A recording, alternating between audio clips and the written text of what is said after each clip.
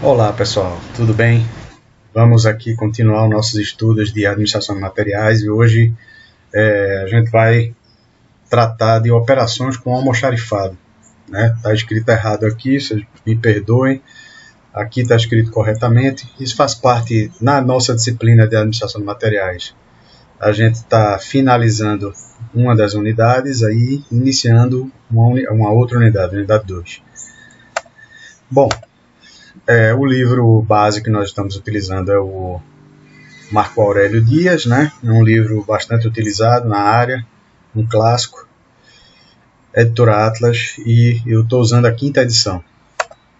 Bom, primeiramente vamos tentar definir exatamente o que é que se considera almoxarifado, né? O almoxarifado é o armazém, o depósito, é o local onde os materiais eles são guardados, né? Então ele é responsável pela guarda dos materiais. Consequentemente, é uma área muito relevante, né? A guarda, não só a guarda, como também a questão do controle desses materiais, né? Então ele executa a movimentação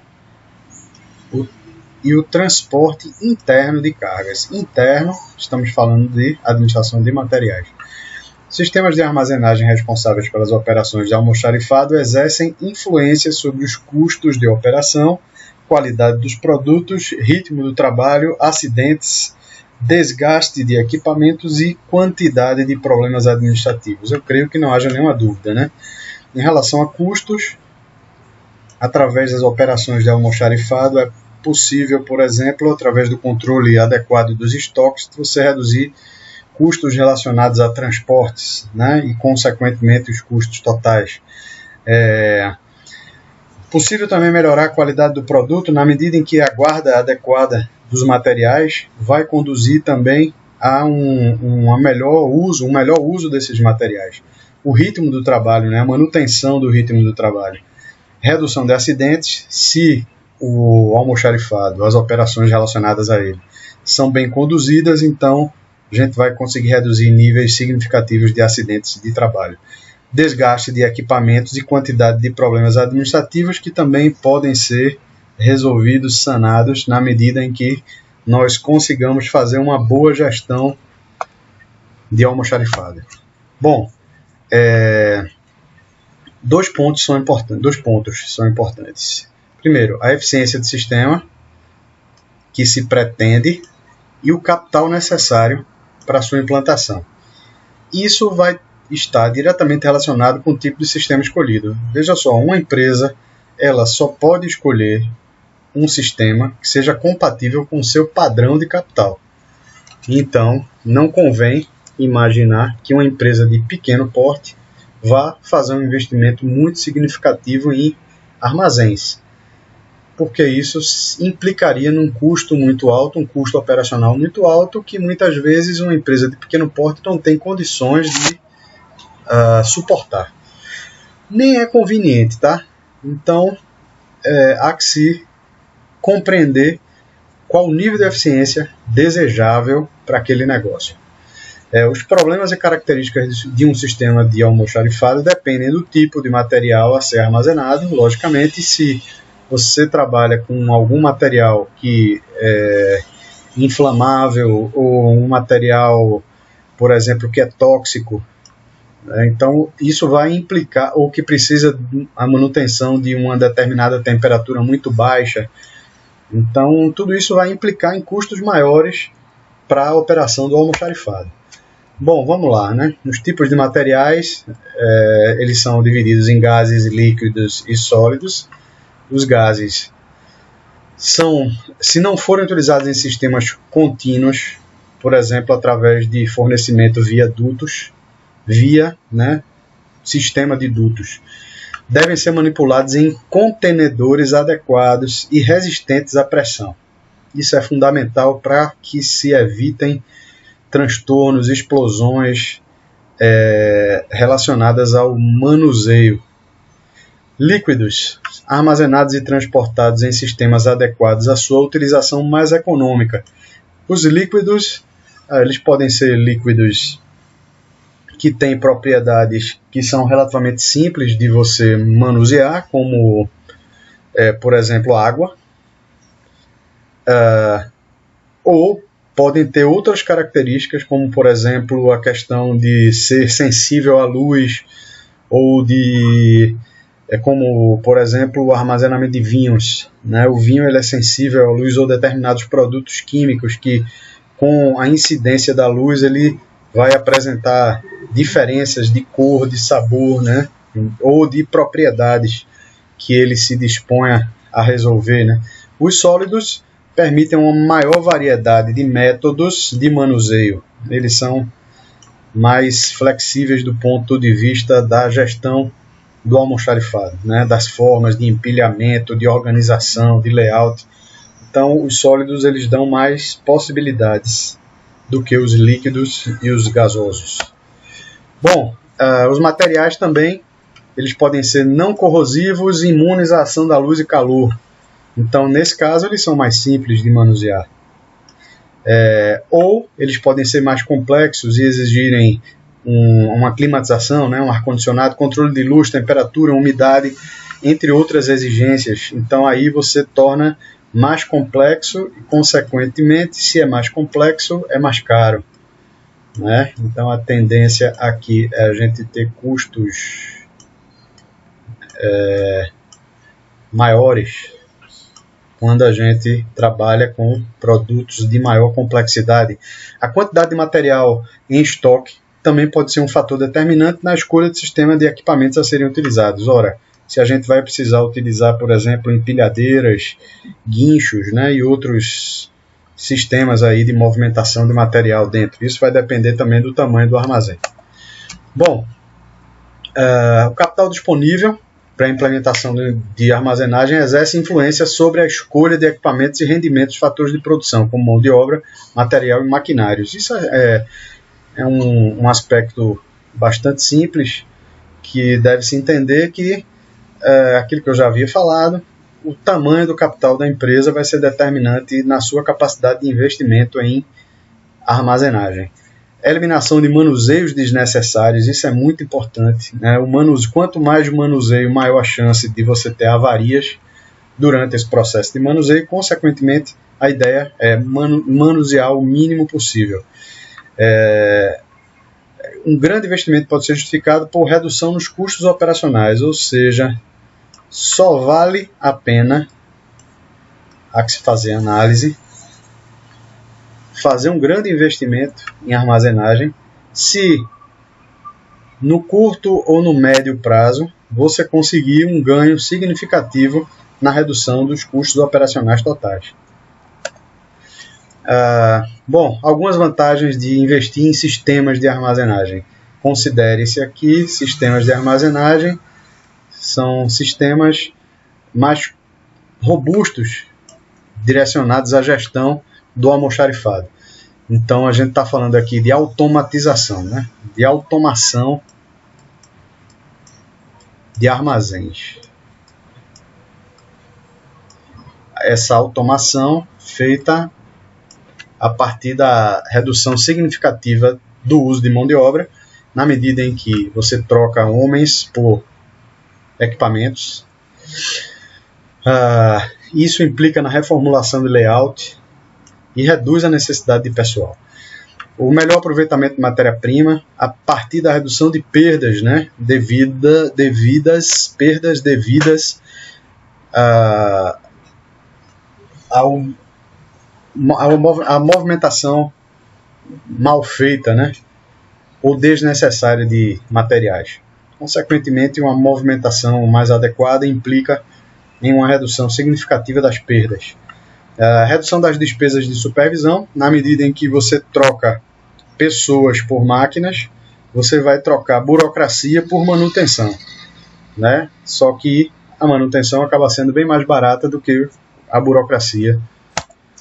Bom, os tipos de produção, né? A produção em série, que é um tipo de processo contínuo, adequado a produtos e volumes movimentados, né? Utilizam equipamentos especializados com flexibilidade limitada.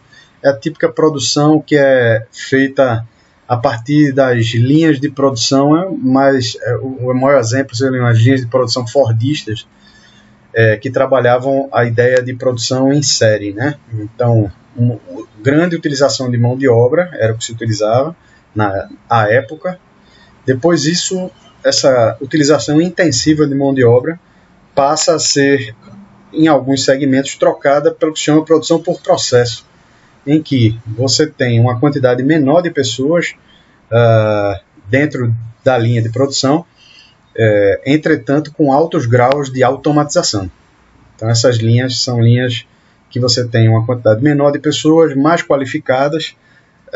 Em geral, os processos são contínuos. Então, um exemplo disso seria engarrafamento de água mineral, produção de vasilhames de vidro ou produção de cerveja e de refrigerantes. Produção por encomenda é um tipo mais complexo devido à grande diversificação e ritmo irregular de produção. Exige equipamentos com alto grau de flexibilidade. Ora, se você trabalha com um portfólio, logicamente, de produtos mais amplo, um escopo mais amplo, se você trabalha com um escopo mais estreito, não vai ser necessária tanta flexibilidade.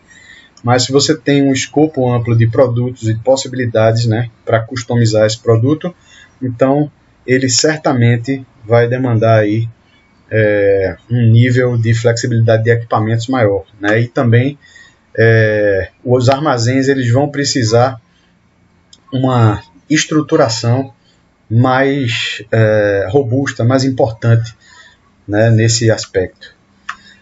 O just in time, né? Na verdade é C aqui, tá, minha gente? Me perdão. É C. O just in time, que é fundamentado no sistema Toyota de produção, aquele modelo japonês, modelo da qualidade, em que considera-se que os armazéns eles deveriam, se a gente trabalhasse de uma forma muito ajustada com os fornecedores, os armazéns seriam até desnecessários, né? Então a gente conseguiria trabalhar com níveis de estoque muito baixos até chegar o estoque igual a zero, que seria o objetivo final do sistema just in time. Então, produção em série na produção por processo, há uma tendência de você ter níveis de estoque mais elevados. Você buscar a estocagem. Na produção por encomenda, há uma tendência de níveis de estoque mais baixos. Lembrando que quando eu falo que é uma tendência, não significa que isso necessariamente deva acontecer, né? E aí vai depender muitas vezes da política, do nível de serviço que se pretende dar ao cliente. Sistema de localização, que é fundamental dentro de um armazém, para que você consiga localizar os itens dentro do armazém, né? Então, em geral, a gente trabalha os armazéns, cada corredor vai ser uma rua, né? E cada parte das prateleiras vai ser um endereço. Então é importante que tudo isso seja codificado de tal maneira que se consiga rapidamente identificar o material que foi requerido na produção. Ok? Então vamos lá. Então ele fala, a forma dessa organização vai ser por meio de códigos, né?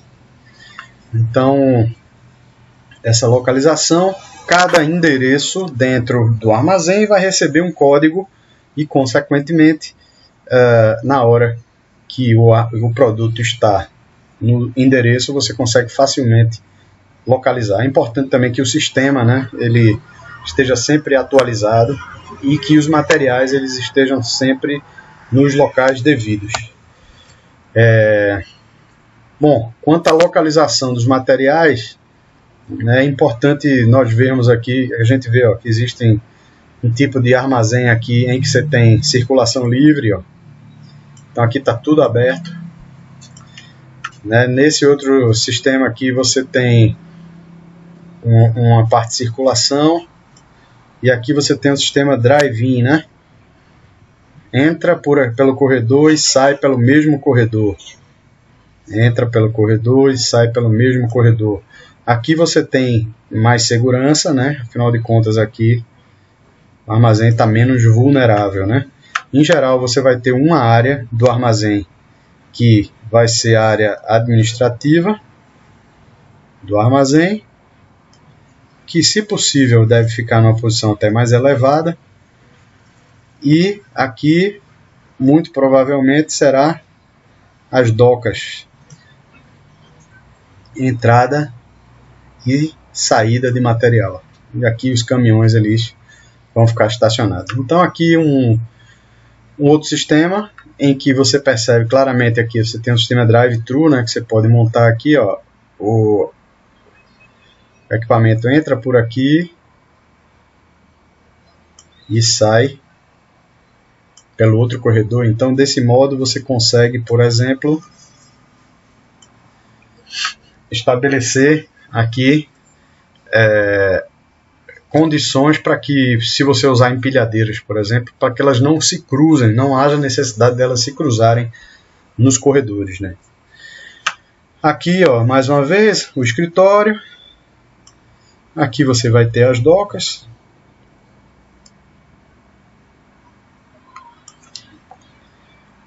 São formas de localização, de organização aqui. Então, estilo prateleira, estilo escaninho, que são esses quadradinhos aqui, estilos sub-escaninhos, né? Então você tem sub-escaninhos em cima, escaninhos embaixo. Isso vai ser definido a partir de quê? A partir da necessidade que se tem e do tipo de material que se deve armazenar, né? Então aqui nós temos, por exemplo, nesse sistema aqui o código C1, ele vai determinar a prateleira que está, a terceira prateleira, certo? E aqui, como só tem uma linha, né, de prateleiras, diferentemente aqui, se eu colocar escaninho, você vai ter, ó, 1, 2, 3, 4, 5 linhas de prateleiras. Então, aqui você vai colocar o item C1, C2, C3, C4, C5. Né? Assim, sucessivamente, eu creio que não precise de grande esforço para compreender isso aqui. O sistema de estocagem ele pode ser livre ou ele pode ser fixa. O sistema de estocagem fixa determina um único local para armazenar um determinado tipo de material. Então, aquele local, aquele endereço abrigará apenas um tipo de material. Isso pode gerar desperdício ou muitas vezes pode se trabalhar com um superdimensionamento de armazéns, né? Por outro lado, a vantagem que isso aqui tem é controle. Então, esse sistema facilita bastante o controle.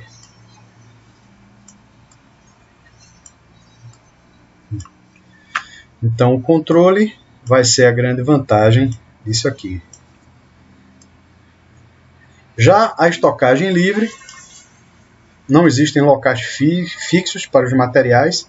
Então, se de um lado ele elimina desperdício de espaço, por outro lado, dificulta bastante o controle. Então, aqui o controle de localização, você tem dificuldade, né? Ou seja, a questão da qualidade do controle pode cair. E aqui você tem uma facilidade de controle.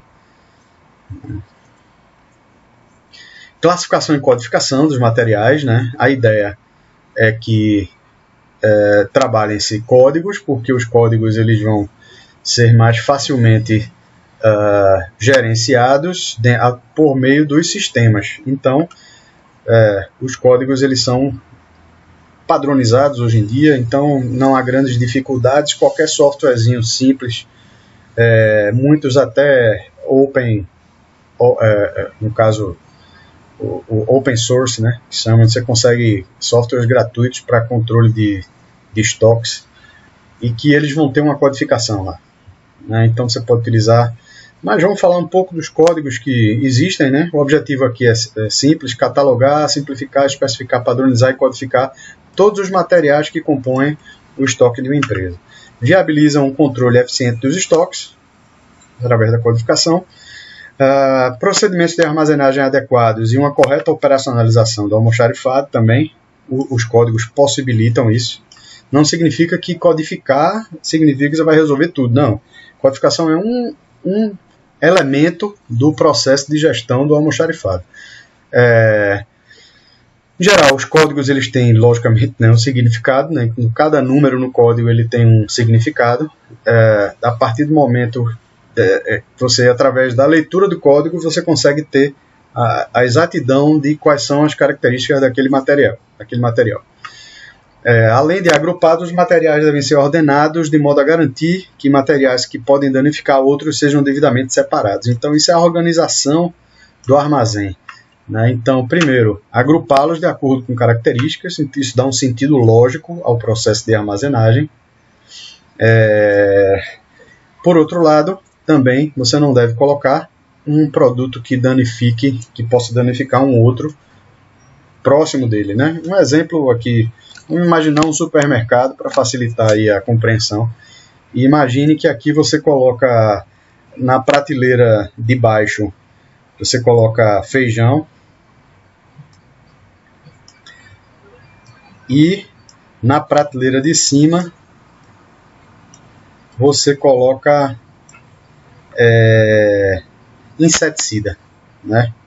Então aquilo que você coloca na prateleira de cima pode infectar aquilo que você está colocando na prateleira de baixo. Então há que se tomar cuidado para não cometer esse tipo de erro. Classificação e codificação de materiais.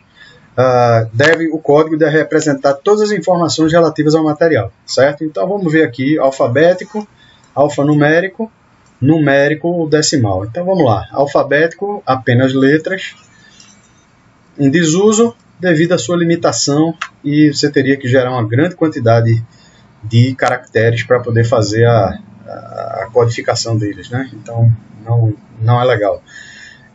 Codificação alfanumérica, combinação de letras e números. O maior exemplo disso aí são placas de carro, né? Você tem lá 3 letras e você tem 4 números, né?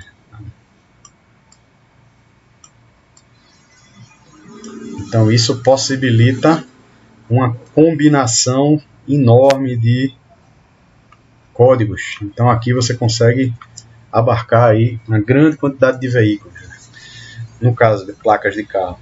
Maior capacidade de geração de códigos em relação ao alfabético. Formação do código é dividida em grupos e classes, de tal maneira que você consiga identificar e classificar esses produtos por meio dos códigos. Exemplo aqui, código de grupo, C é a classe e o indicador, o código indicador, que é a numeração.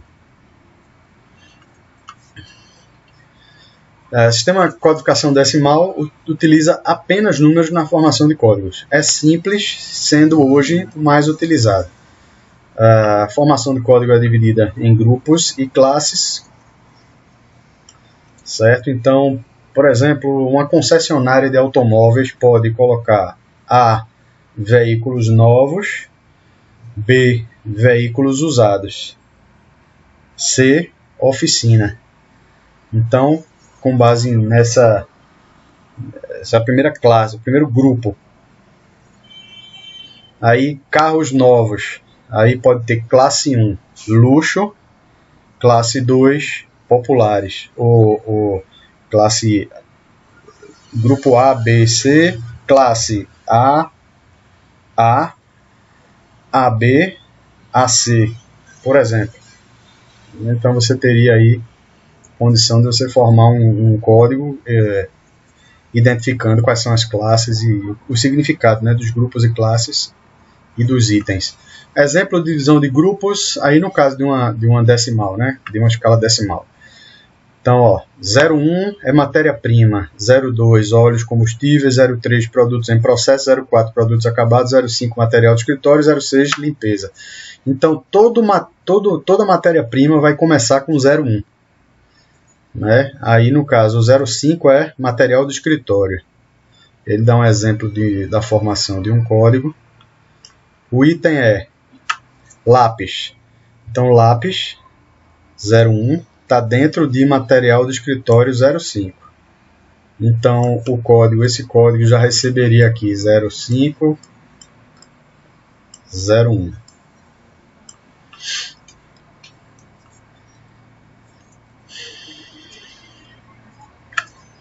A marca alfa, escrita fina, cor azul, é 01. Aí seria aqui como 05, 01, 01.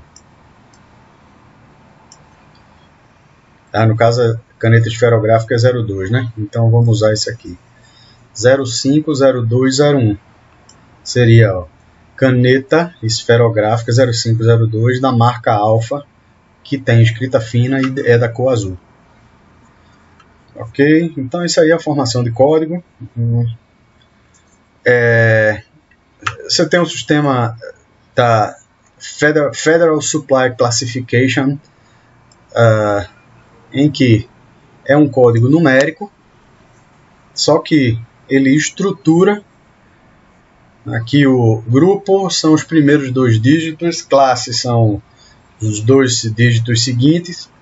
Aí você tem 1, 2, 3, 4, 5, 6 dígitos que representam o código de identificação de produto e o dígito de controle que pode apresentar alguma informação referente a tem ou não tem, né? Está em falta ou não está o item fora de catálogo. Então você pode criar algum dígito de controle, mas é uma escala ou é uma escala de classificação numérica, tá? Bom, o inventário, que é fundamental, é um dos aspectos mais importantes que você tem na questão da gestão do armazém, né? O inventário ele deve ser feito, aí depende logicamente do tipo de negócio, mas o ideal é que ele seja feito pelo menos uma vez por mês, né? Para que você tenha a reconciliação entre os dados que estão no sistema com os dados com os produtos que estão dentro do estoque. Então, inventário é uma contagem física dos itens em estoque, né? Então, observa-se após a contagem discrepâncias em valor entre o estoque físico e o estoque contábil que está no sistema, discrepâncias em quantidades entre o registro contábil e as quantidades reais nas prateleiras, apuração do valor total do estoque para efeito de balanços e balancetes. O inventário é realizado próximo ao encerramento fiscal, né, do ano fiscal, então isso para efeito do balanço que toda empresa tem que fazer no final do ano, para que apure os seus resultados financeiros e consequentemente pague os tributos. Então isso aí precisa ser feito. E em relação ao controle, pode-se fazer inventário periódico, né? Então a gente tem o inventário geral, que é esse grande inventário que é feito ao final do exercício fiscal, e a gente tem os inventários rotativos que podem ser feitos a depender do tipo de produto, do tipo de material. Em geral, o critério quanto maior a importância do item, aí a importância pode ser dada pela multiplicação entre quantidade do item vezes valor do item, e a gente a partir daí identificar aqueles itens de classe A na curva ABC vão representar cerca de 80% do valor em estoque, e trabalhar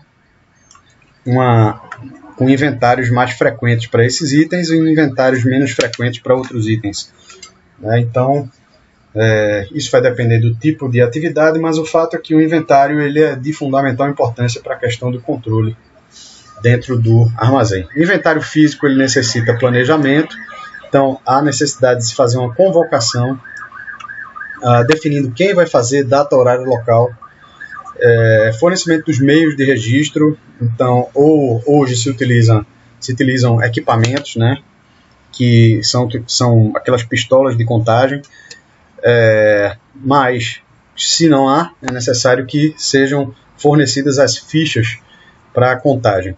Análise da arrumação física, né? Então, na hora de fazer o inventário, é importante que o armazém esteja tudo organizado.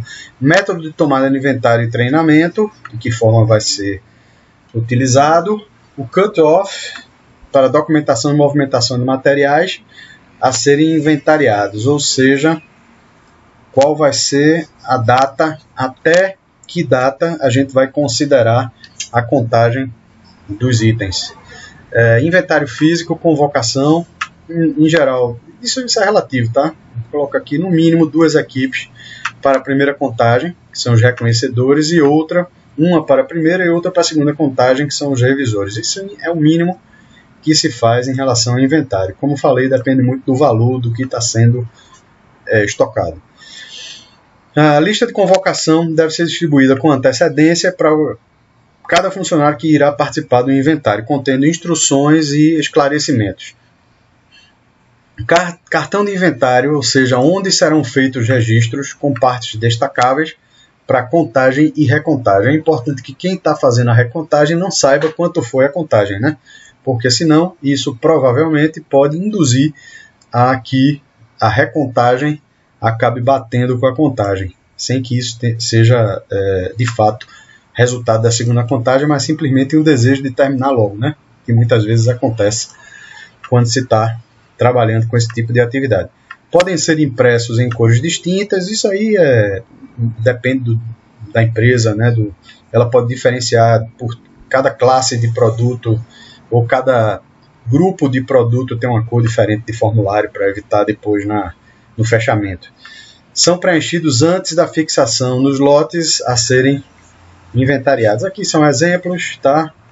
Você tem um código, descrição, local, e você tem aqui quantidade e a quantidade conferida.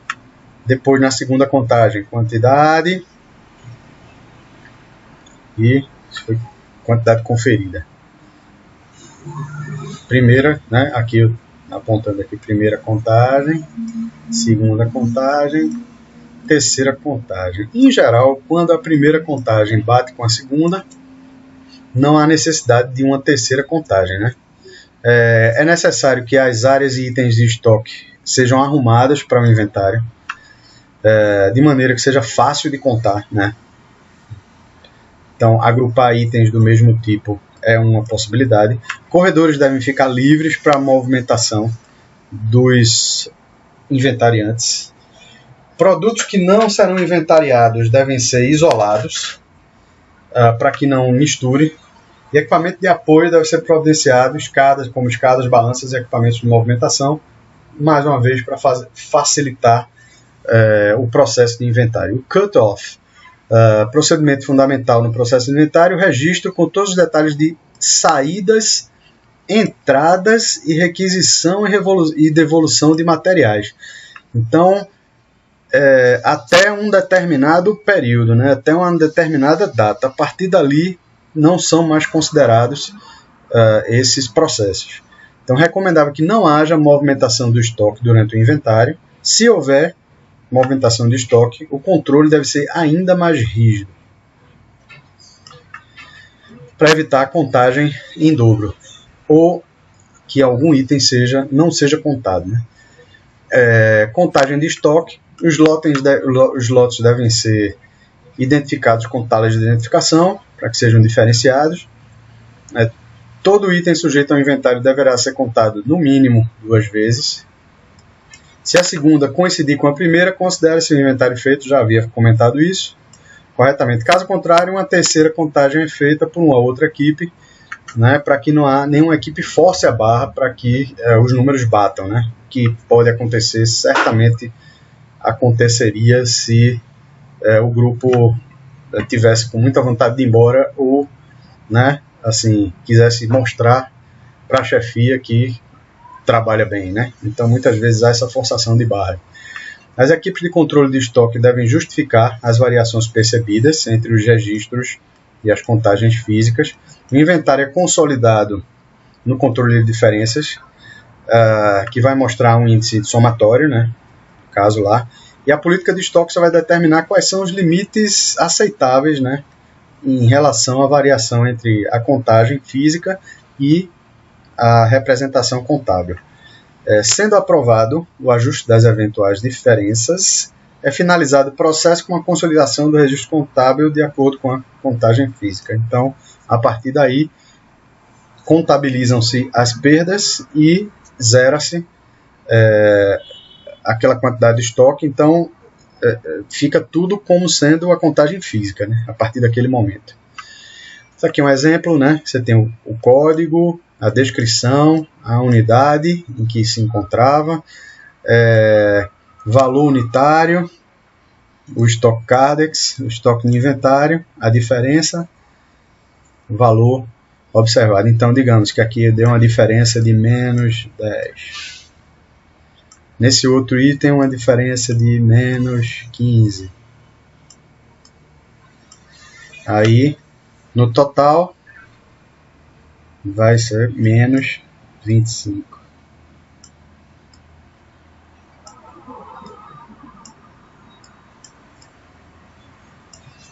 Um exemplo, você vai colocando item a item que foi inventariado.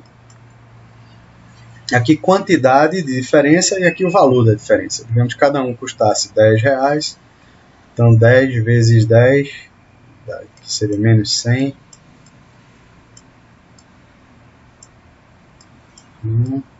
Desculpem que eu estou escrevendo com o mouse aqui. E é horrível. Então aqui, se fosse o mesmo valor, 10, aqui seria menos 150.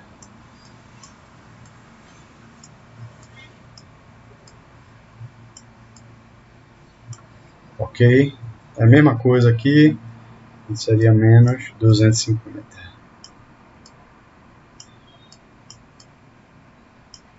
Certo? Ok. Dá para entender aqui, né? Aqui a assinatura, aqui, certo? Dos setores. Todo mundo assina. Pronto, liberou. Vai-se embora. Ok. Isso aqui, nessa apresentação de hoje, eu vou encerrar com essas operações de almoxarifado nesse ponto, que é o inventário. No próximo vídeo, eu vou falar de embalagem. Ok, amigos? Então, muito obrigado. Espero que vocês tenham gostado da aula, das informações. E em breve estaremos postando aqui o vídeo com embalagem. Até logo. Tchau, tchau. Um grande abraço para vocês.